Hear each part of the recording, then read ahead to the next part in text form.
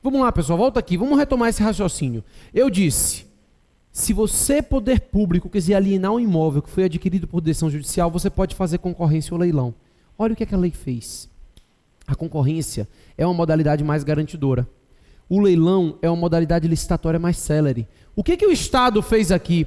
Ele disse, cabe a você, administrador, no caso concreto, para a venda desse bem, saber se é melhor utilizar a modalidade concorrência ou se é melhor utilizar a modalidade leilão. É você, administrador, que vai exercer essa margem de escolha. É você, administrador, que no caso concreto deve atuar de uma forma ou de outra, nos limites da lei. A lei estabelece os limites, mas ela te dá uma margem de escolha. E ela diz, você, no caso concreto, vai achar melhor fazer isso ou isso. Dentro do interesse público, você vai atuar de uma forma ou de outra. Essa margem de escolha que a lei lhe conferiu, esse poder que a administração te deu, de, no caso concreto, atuar buscando o interesse público e definindo qual é a melhor atuação dentro dos limites da lei, esse poder de escolha é o que a gente chama de discricionariedade, é o que a gente chama de mérito administrativo. A discricionariedade, o mérito administrativo é esse poder que o Estado goza de escolher, dentro dos limites da lei, qual é a melhor atuação dentro do interesse público. E esse mérito, ele é analisado com critérios de um binômio muito famoso, chamado de critério de oportunidade e conveniência. Ou seja, a administração vai definir qual é a atuação mais oportuna, qual é a atuação mais conveniente ao interesse público. No caso concreto, ela vai dizer, essa é a atuação mais conveniente, ou aquela é a atuação mais conveniente. Dentro dos limites que a lei me concedeu, eu vou definir qual das duas é a atuação mais interessante ao Estado, qual das duas é a atuação mais interessante à coletividade.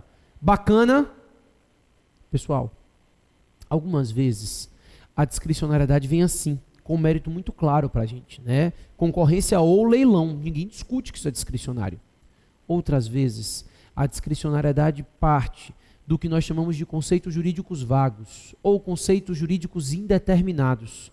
O conceito jurídico vago é aquele conceito no qual a administração pública precisa valorar até onde esse conceito permite a sua atuação ou não. Então, atuações do Estado em garantia da defesa nacional, atuações do Estado em garantia da moralidade pública, defesa, segurança, são são conceitos vagos, são conceitos que dependem de uma valoração do administrador público. Ele, administrador, no caso concreto, vai valorar qual é a melhor atuação, ou seja, se é tão imoral assim ou se é tão prejudicial à segurança assim. Por exemplo, a lei diz assim, você pode dissolver uma passeata se houver tumulto, né? O que é tumulto? O conceito de tumulto ele vai variar de acordo com cada administrador público. Tem administrador que vai conhecer tumulto de uma forma muito mais ampla, tem gente que entende que tumulto é muito mais restrito, só situações realmente absurdas, ou seja, é o administrador que no caso concreto vai definir qual é o tumulto que enseja ou não a paralisação de uma determinada associação, de uma determinada passeata. Pessoal, essa forma de valoração também é considerada discricionariedade pela maioria, não é pacífico não, mas pela maioria da doutrina. Então, majoritariamente se entende que essa forma de escolha decorrente desses conceitos indeterminados também seria mérito administrativo, também seria discricionariedade. Ficou fácil? Vem cá que eu vou dar um exemplo para a gente ver o que a gente consegue tirar daqui. Daqui a gente vai tirar algumas questões interessantes. Chega aqui. A lei chega para você e diz o seguinte: a administração pública pode fechar espetáculos pornográficos. A administração pode fechar um espetáculo se ele for pornográfico. Antes de qualquer coisa, você concorda comigo que a pornografia é um conceito jurídico vago, né? O que é pornográfico ou não vai variar de acordo com o entendimento de cada administrador, né? Para minha avó, a pornografia é muito diferente do que é pornografia para mim. Cada pessoa vai exercer o seu juízo de oportunidade e conveniência dentro da análise dessa pornografia. Moleza. Aí, um determinado administrador chega num bar e encontra uma mulher dançando no queijo. A mulher dançando no queijo aqui. Pronto. Alzira. Lembra da Alzira? Polidense. Não é Polidense que chama isso? Acho que é. Pronto. Imagina lá a Alzira dançando no queijo, bonitona. A Alzira daquela novela, da favelinha. Não vê novela, não? Como é? Duas Caras, o nome da novela. Pronto, ó que bacana, não sabia o nome dessa novela. Sempre falava da novela da Portelinha. Pois é, a Alzira era a mulher de Juvenal Antena, dançava, descia de helicóptero, um sucesso a Alzira. Aí o que aconteceu? Claro que vocês lembram da Alzira, primeiro, principalmente que a mulher tem inveja, né? Não esquece nunca. Aí o que aconteceu? Inveja, tem. Mulher tem inveja. A Alzira, inclusive, é de despertar inveja mesmo. Tudo bem. Aí chegou uma administradora no bar da Alzira, uma administradorazinha assim, magrinha, feia, chulada, invejosa, e disse o quê? Espetáculo pornográfico, fecha o espetáculo da Alzira. O dono do bar da Alzira ficou irritado com isso e impetrou um mandado de segurança. O juiz assistiu o espetáculo da Alzira, a seta ficou no lugar bom não. O juiz assistiu o espetáculo da Alzira e disse o quê? Arte pura. Volta o espetáculo da Alzira normalmente, nada de pornografia, volta ao espetáculo. E a minha pergunta é, o juiz pode fazer isso? Não. É esse ponto que diabo que já caiu 3 vezes esse negócio. É nesse ponto que eu precisava chegar. Vocês saberem que o juiz não pode intervir no mérito de um ato administrativo. O juiz não pode substituir a oportunidade e conveniência do administrador público pela oportunidade e conveniência dele, juiz. Por quê? Porque quando a lei determina a atuação do administrador, dando a ele uma margem de escolha, essa lei se destina a ele, administrador, né? É ele quem concretiza a lei, é ele quem vai exercer o poder de escolha. Se o juiz exerce esse poder de escolha no lugar dele, o que é que o juiz vai estar fazendo, pessoal? Vai estar administrando e não julgando. Então, quando o judiciário está exercendo a função jurisdicional, ele não pode exercer essa carga valorativa, ele não pode fazer essa análise de oportunidade e conveniência. A análise de oportunidade e conveniência é feita pelo administrador público e não pelo juiz. Se você permite que o juiz exerça a escolha de oportunidade e conveniência, você estaria permitindo que o juiz estivesse administrando. Ouçam o que eu vou dizer a vocês. Eu não disse que o judiciário não pode controlar um ato administrativo discricionário. O que eu disse é que o judiciário não pode controlar o mérito de um ato administrativo discricionário. Então, por exemplo, se essa autoridade fosse incompetente ou tivesse atuando com abuso de poder, se houvesse alguma ilegalidade no ato, é claro que o juiz poderia anular esse ato. O princípio da inafastabilidade, o judiciário pode controlar qualquer ato, mas no que diz respeito aos aspectos de legalidade. No que diz respeito ao mérito, o judiciário não pode intervir.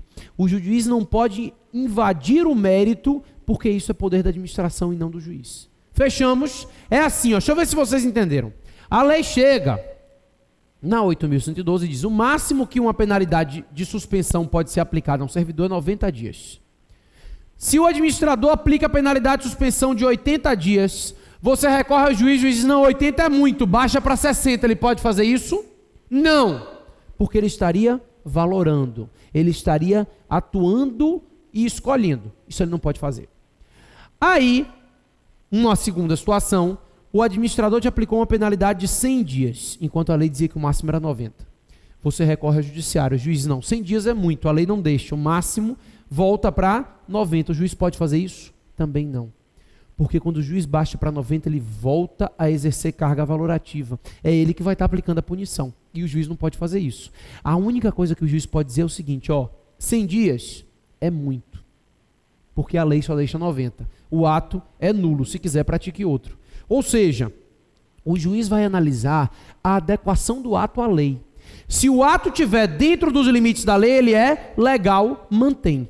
Se o ato estiver fora dos limites da lei, ele é ilegal, vai embora. O juiz não pode escolher a atuação do administrador. O juiz não pode substituir o administrador na análise de oportunidade e conveniência. Estamos entendidos?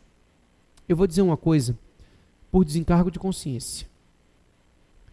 Ó para mim, ó o que está aqui, ó. Se essa sua análise de oportunidade e conveniência, você administrador, ela é desproporcional, se ela é desarrazoada, O princípio da razoabilidade permite que o administrador público controle essa atuação que o judiciário controle essa atuação do administrador. Isso não é uma análise de mérito, tá? É porque a jurisprudência entende que analisar se o mérito se adequa ao princípio da razoabilidade não é uma análise de mérito, e sim uma análise de legalidade, né? O princípio da razoabilidade é um princípio. E se a atuação sua não é razoável, eu não estou controlando o mérito, estou controlando a legalidade, a adequação aos princípios, a adequação à lei. Então, eu posso analisar a atuação de um administrador público dentro dos limites da lei, nos aspectos de legalidade, de razoabilidade. O mérito em si não pode ser invadido. Fechou? Vamos lá. Entendido o que é discricionariedade e o que é vinculação, e agora eu tenho certeza que vocês não têm mais dúvida, eu preciso que vocês conheçam os poderes da administração. São 4. O poder normativo, o poder hierárquico, o poder disciplinar e o poder de polícia. Então, são os 4 poderes da administração pública. O poder normativo, o poder hierárquico, o poder disciplinar e o poder de polícia. Você vai me dizer, mas você botou 6. Se em prova você encontrar 6 poderes, discricionário, vinculado, normativo, você marca, tá? Você marca. Mas, porque é tradicional, mas, obviamente, discricionário e vinculado não são poderes, né? São formas de exercício dos outros poderes. É assim, o poder normativo, o poder hierárquico, ele pode ser exercido por atos discricionários ou por atos vinculados. Então, vinculado e discricionário, na verdade, é a forma de exercício dos outros poderes e não o poder em si. Se a prova disser que são 6 poderes, você pode marcar. Não é o ideal, mas você pode marcar. Bacana? Vamos lá. O primeiro deles é o poder normativo. O poder normativo é o poder que a administração tem de editar normas gerais, né? Atos gerais e abstratos que estipulam normas indeterminadas. Quando eu falo em poder normativo, o meu único medo, e eu preciso dizer isso a vocês, é o seguinte: poder normativo não é poder legislativo, né? Ato normativo da administração não é lei. E no Brasil, isso você sabe mais do que eu, ninguém é obrigado a fazer ou deixar de fazer nada, senão em virtude de lei. Então, quando a administração tem poder de criar normas, eu preciso que você entenda que ela cria normas dentro dos limites da lei. Então, por exemplo, a lei chega para você e diz assim: em caso de recesso judiciário, as causas urgentes serão tratadas em plantão. Aí vem um ato normativo e diz: causa urgente para fins de plantão é isso, isso, isso, isso. A lei diz: não pode traficar entorpecente. Aí o ato normativo vem e diz: entorpecente para fins da lei é isso, isso, isso, isso. O que o ato normativo faz, pessoal? Ele minudencia a lei. O ato normativo facilita a execução da lei. Ele trata a lei de forma a minudenciá-la. É isso que é a atuação administrativa. Ela não é uma atuação que cria direitos e obrigações fora da lei. Não. Ela trata minudenciando a lei, estabelecendo regras que facilitem o entendimento da lei, que facilitem a execução da lei. Os atos normativos são inferiores à lei. Eles não são lei. Eles não inovam no ordenamento jurídico para criar direitos e obrigações. Eles acabam criando direitos, mas dentro dos limites da lei. Certinho? Olha para mim. Um dos atos normativos, não é o único, mas um dos atos normativos que eu quero que vocês conheçam são os regulamentos. Regulamento ou decreto é a mesma coisa, tá? Não são sinônimos, mas é porque regulamento é o ato e decreto é a forma do ato. A forma do regulamento é o decreto, tá? Então, se a prova falar em regulamento ou falar em decreto, ela está se referindo ao mesmo ato, né? São expressões que se referem ao mesmo ato. Seja que você está falando do objeto, o regulamento, ou se você estiver dizendo respeito à forma, você chama de decreto. Tanto faz. O decreto ou o regulamento é um ato privativo do chefe do Poder Executivo. Só quem pode editar decretos ou regulamentos é o chefe do Executivo, mais ninguém, tá? Mais ninguém. É o presidente da República, é o governador de um estado, é um prefeito. Sempre o chefe do Executivo é quem tem o poder de editar regulamentos. Ele, chefe do Poder Executivo, é o sujeito quem pode editar um ato regulamentar, um decreto. Vamos lá, por partes. Primeiro, alguns doutrinadores se referem a poder normativo como poder regulamentar. eu preciso que vocês tomem cuidado na prova. Se a prova trouxer para vocês, você vai conseguir enxergar isso. Se a prova trouxer para vocês poder regulamentar como sinônimo de poder normativo, você vai marcar. Tá? Se ela disser, são poderes do Estado, regulamentar, hierárquico, disciplinar, você vai marcar. Se ela trouxer o poder regulamentar como sinônimo de normativo, você marca. Mas isso está errado. O poder regulamentar é o poder de editar regulamentos. Se eu estabelecer o poder regulamentar como sinônimo de normativo, eu vou me esquecer de instruções, avisos, deliberações, resoluções, ou seja, outros atos normativos. O poder normativo não se resume à edição de regulamentos. O poder normativo abrange a edição de regulamentos, de instruções normativas, de resoluções, ou seja, vários atos normativos estão decorrendo desse poder normativo do Estado. Por isso que se a prova trouxer poder regulamentar como sinônimo normativo, você marca mesmo sabendo que está errado. A tendência mais moderna é que a prova trate poder regulamentar não como sinônimo de normativo, mas como uma espécie de normativo. O poder regulamentar como o poder de editar regulamentos. E aí a prova chega para você, já vi mais de uma da ESAF, dizendo assim, ó, ESAF, CESP, todas, dizendo assim, ó, o poder regulamentar é um poder privativo do chefe do executivo. Bacana. Quando ela diz isso, você consegue enxergar que ela está considerando o poder regulamentar como o poder de editar regulamentos. E se você entender o poder regulamentar como o poder de editar regulamentos, de fato ele é um ato privativo do chefe do executivo. Nenhum outro órgão pode editar regulamentos. Pode até editar outro ato normativo, mas regulamento, não. Então, se o poder regulamentar vier assim, como sinônimo de normativo, você marca, mas se ele vier bonito, como uma espécie de poder normativo, como o poder de editar regulamentos, melhor ainda. Fechamos? Não, porque eu vou ter que aprofundar um pouquinho. Só um pouquinho. A gente vai aprofundar no limite que a prova cobra de você. Mais do que isso não precisa. Tá bom? Então vem cá. Seguinte. Quando eu falo em regulamentos, a doutrina internacional divide os regulamentos em duas espécies. E diz assim, existem regulamentos executivos e existe regulamento autônomo. São as duas espécies de regulamento segundo a doutrina internacional, a doutrina comparada. Ela chega para a gente e diz assim, o regulamento executivo é aquele regulamento criado para fiel execução da lei. Esse é facílimo, porque a gente acabou de conversar.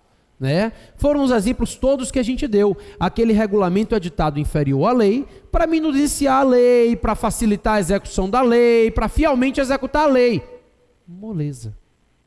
O problema é que quando essa doutrina fala na edição de regulamentos, ela também vislumbra a existência de um regulamento autônomo. E regulamento autônomo, como o nome já diz, ele é autônomo, né? Ele não depende de lei.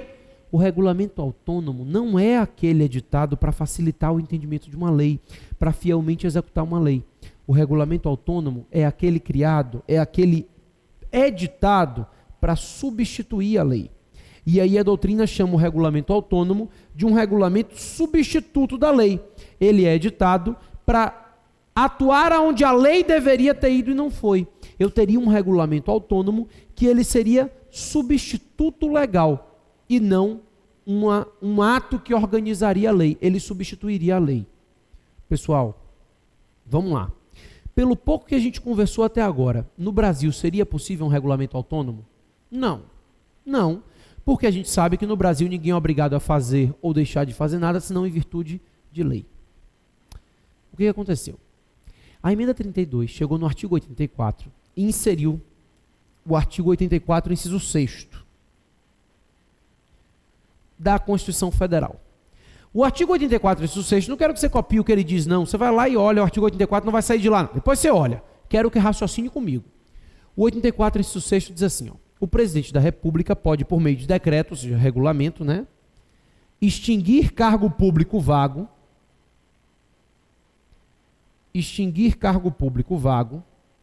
e também pode, o presidente da República, por meio de decreto, tratar da organização administrativa. Então é isso que a lei diz. O presidente da República pode extinguir cargo vago por meio de decreto e tratar da organização administrativa. Raciocina comigo. O artigo 37 da Constituição diz que os cargos públicos são criados por lei. Se alguma coisa é criada por lei, pelo princípio da simetria, só pode ser extinta por lei.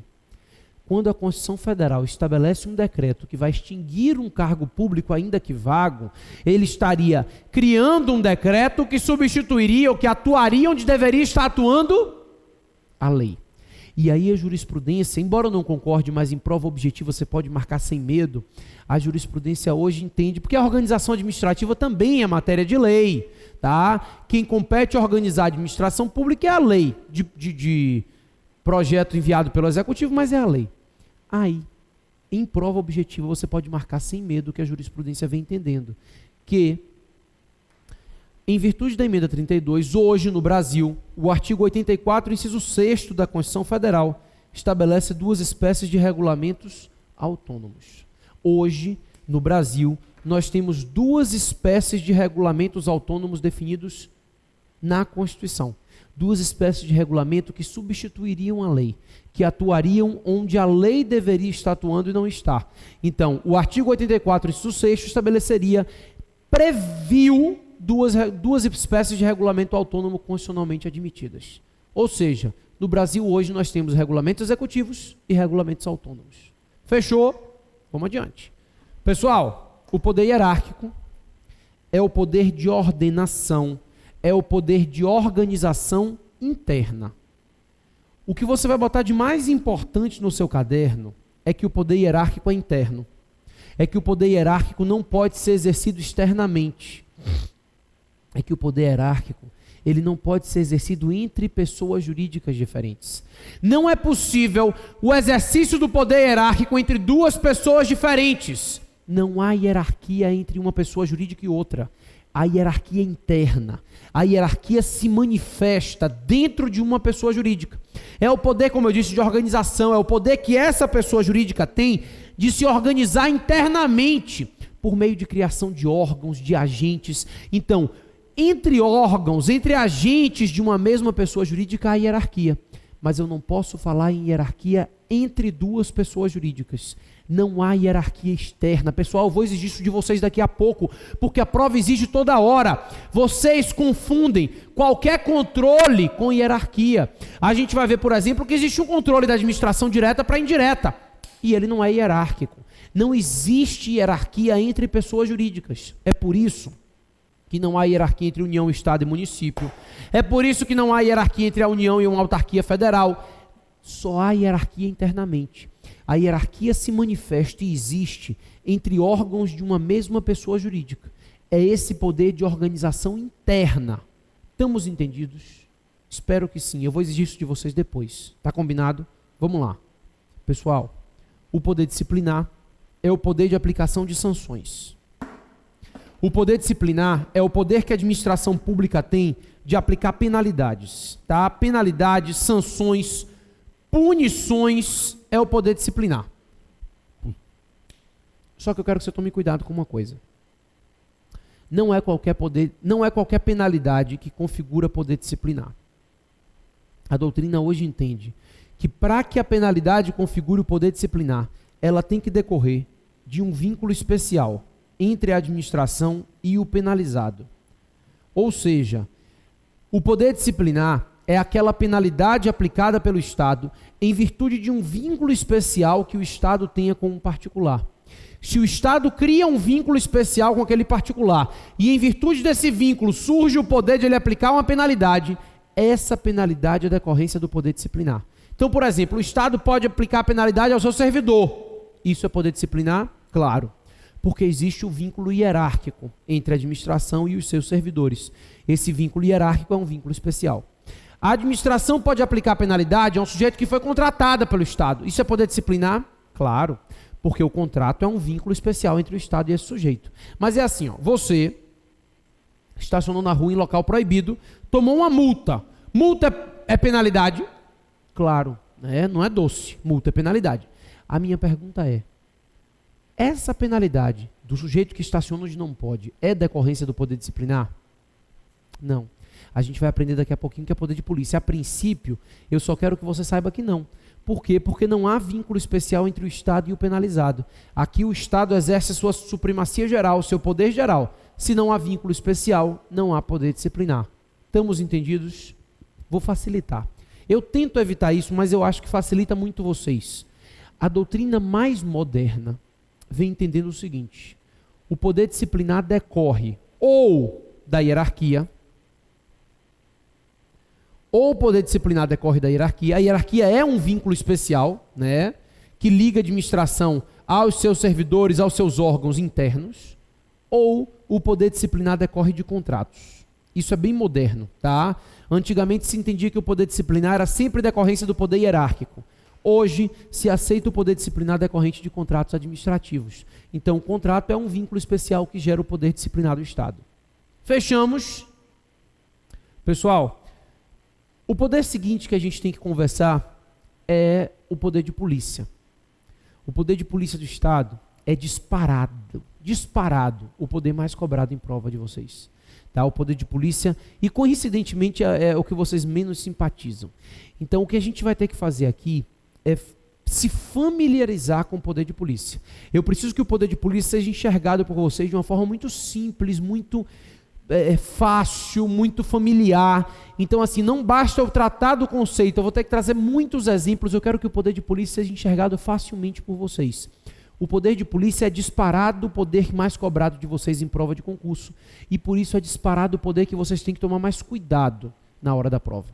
Tá? A gente, quando estuda o poder de polícia, estuda o poder que o Estado tem de restringir decorrente da supremacia geral. Diferente dos outros poderes hierárquico, disciplinar que a gente viu que era interno, não, o poder de polícia é externo, é geral. E aí a gente vai gastar um tempinho com ele. Como eu tenho que terminar esse bloco, porque eu vou dar um intervalozinho agora para a gente voltar, eu vou fechar o bloco e a gente volta falando de poder de polícia. Vou até pagar um pedaço do quadro, deixar ele bem bonitinho para a gente matar poder de polícia em toda a sua plenitude. Vamos lá, pessoal, vamos fechar esse bloquinho aqui.